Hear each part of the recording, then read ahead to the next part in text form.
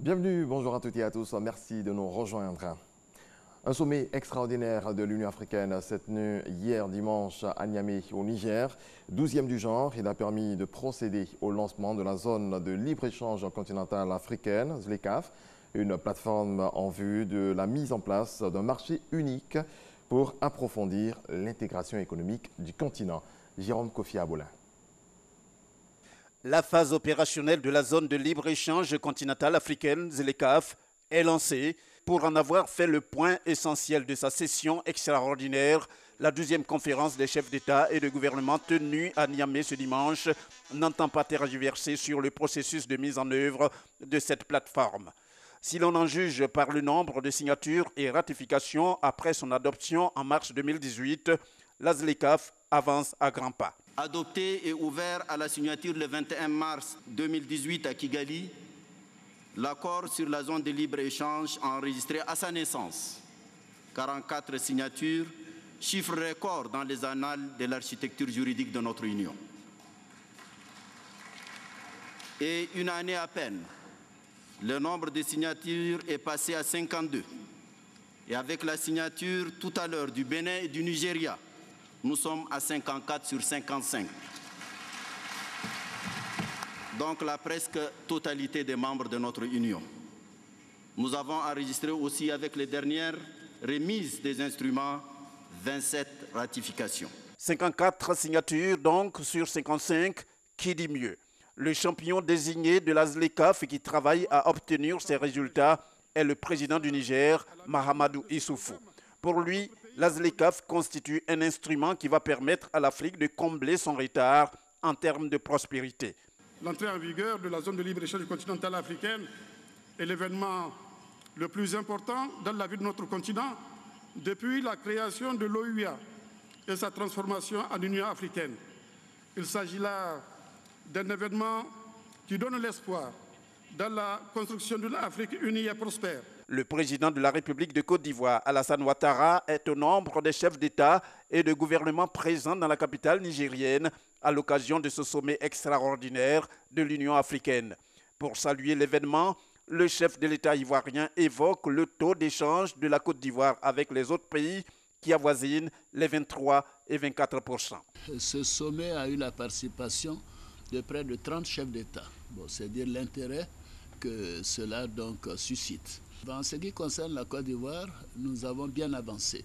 D'ailleurs, nous sommes le pays qui a le taux de couverture de commerce le plus élevé avec les autres pays africains. Nous sommes pratiquement à 23-24% de commerce avec les pays africains en général par rapport à la moyenne de 7%. C'est-à-dire que nous nous sommes déjà bien engagés dans ce commerce interafricain. J'ai insisté dans mon discours pour dire que la Côte d'Ivoire le fait parce que nous sommes une économie libérale et que nous attendons la même chose des autres. Nous voulons que les autres pays acceptent nos produits, acceptent l'installation des entreprises ivoiriennes sur leur territoire pour que tout ça évolue à un bon rythme. Moi, je suis très heureux parce que j'ai toujours pensé que le commerce est la clé du développement. Ce n'est pas l'aide, c'est le commerce. Et si nous améliorons le commerce donc entre nos États, la croissance économique sera encore plus forte. Donc je voudrais dire que ce sommet est une belle réussite. Je félicite donc les autorités nigériennes et je considère qu'à partir de maintenant, les choses vont s'améliorer. Et tout ça, c'est pour bien sûr que les populations africaines aient de meilleures conditions de vie. Et c'est à cela que nous travaillons en Côte d'Ivoire. Président de cette session, en sa qualité de président en exercice de l'Union africaine, le chef de l'État égyptien Abdel Fattah al-Sisi a encouragé tous les pays à signer et ratifier l'accord sur la zone de libre-échange continentale africaine. La ZLECAf vise à créer un marché commun pour les marchandises et les services afin d'approfondir l'intégration économique du continent et améliorer les conditions de vie des populations. Avec son entrée en vigueur le 30 mai 2019, elle devient pour ainsi dire le plus grand espace d'échange commercial au monde. Ici en Côte d'Ivoire, les différentes commissions de l'Assemblée parlementaire de la francophonie APF travaillent pour définir les grands axes de la politique en faveur des populations francophones. Le développement économique, la stabilité, la scolarisation de la jeune fille, la promotion de la démocratie sont entre autres sujets abordés lors de ces travaux en commission. Éric Gori.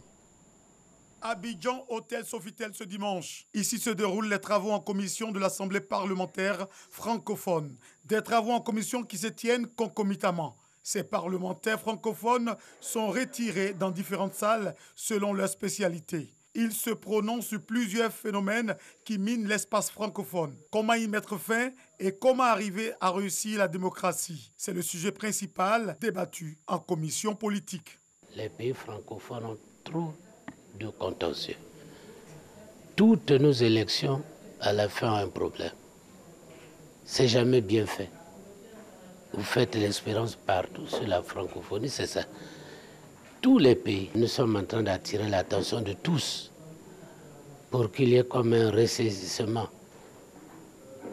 au niveau de la francophonie, que l'on fonctionne un peu comme les pays anglophones. À ce constat s'ajoute la scolarisation de la jeune fille et la lutte contre le mariage forcé. Une bonne avancée pour la Côte d'Ivoire. Notre pays, la Côte d'Ivoire, est très engagé dans la scolarisation de la jeune fille.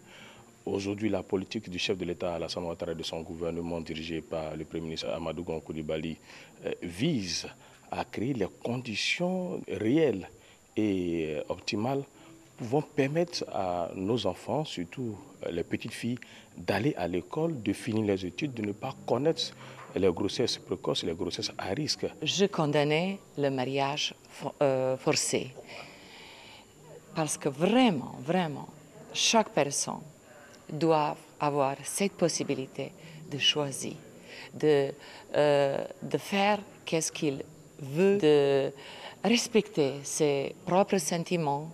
Ce sujet est au cœur des discussions dans la commission pour l'éducation et la communication des affaires culturelles. Dans une autre salle, juste à côté de cette commission, se trouve la commission du réseau parlementaire de la jeunesse francophone. Ce réseau veut emmener les dirigeants à privilégier la jeunesse dans leurs différentes politiques. Notre plaidoyer était plus axé autour de, sinon à l'attention des dirigeants.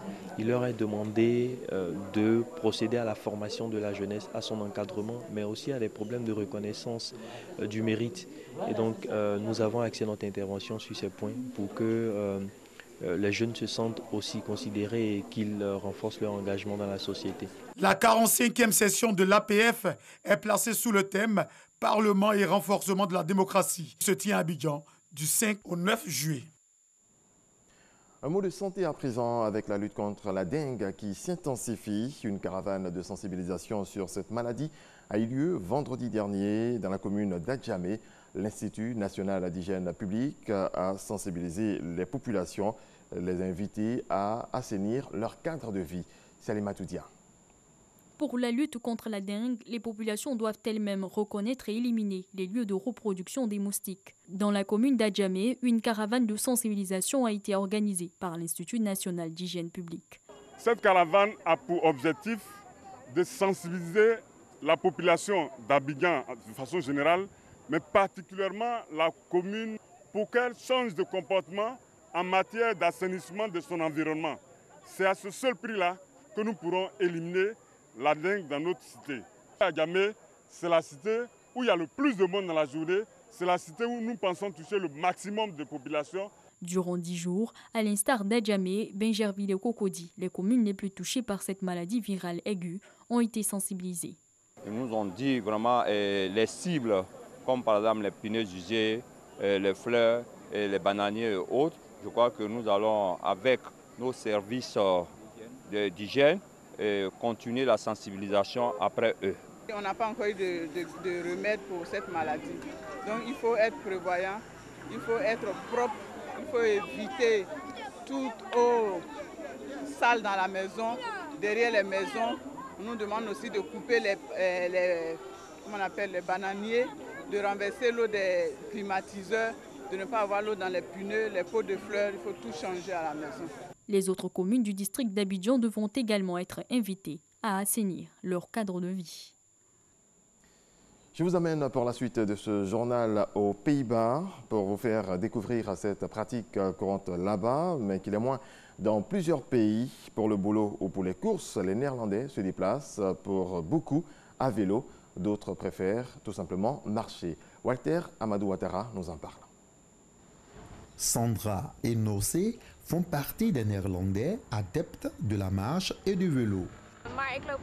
Je marche de mon bureau au métro, mais j'aime aussi marcher dans mon village, de ma maison au centre-ville, juste parce que c'est agréable et bon. Par exemple, pour faire des courses. Je ne le fais pas pour faire du sport, c'est juste pratique.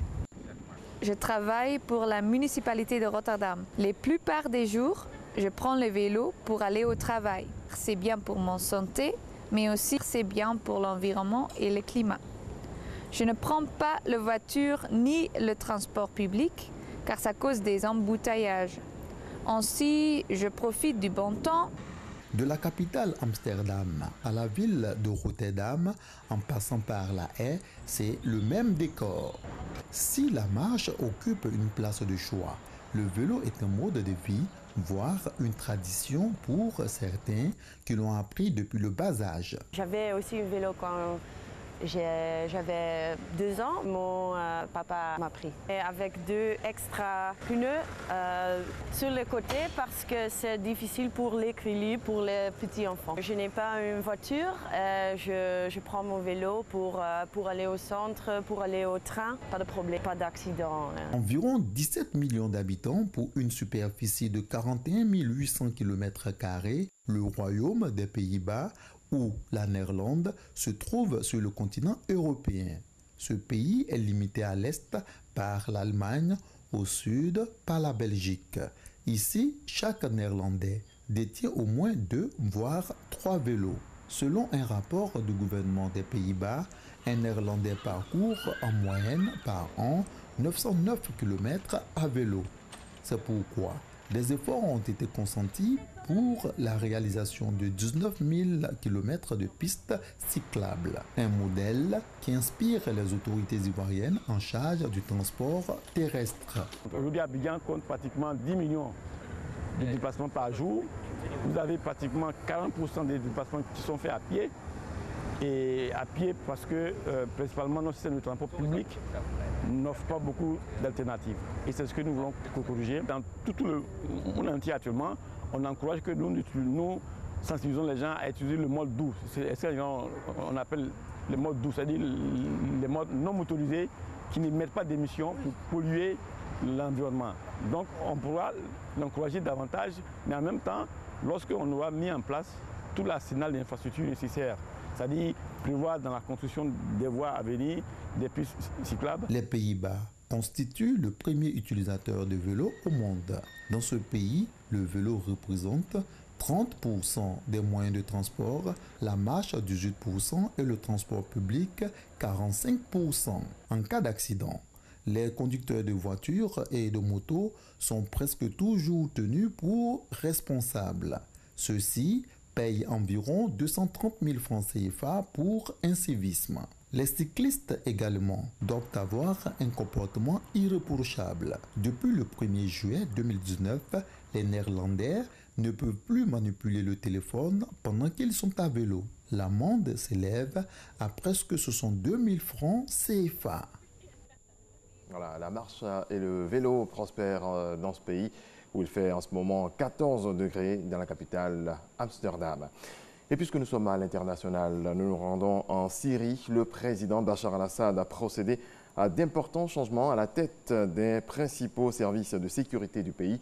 Parmi les partants figure le général Jamil al-Hassan, accusé des pires exactions par l'opposition et dont le nom figure sur la liste européenne des sanctions. Football féminin pour terminer, les Américaines sont sans rival sur la scène mondiale. Elles ont remporté hier une 4e Coupe du Monde en battant les Pays-Bas en finale 2-0 malgré l'étouffante chaleur et l'organisation rigoureuse des Néerlandaises. Merci à toutes et à tous de votre attention. Très belle journée à vous.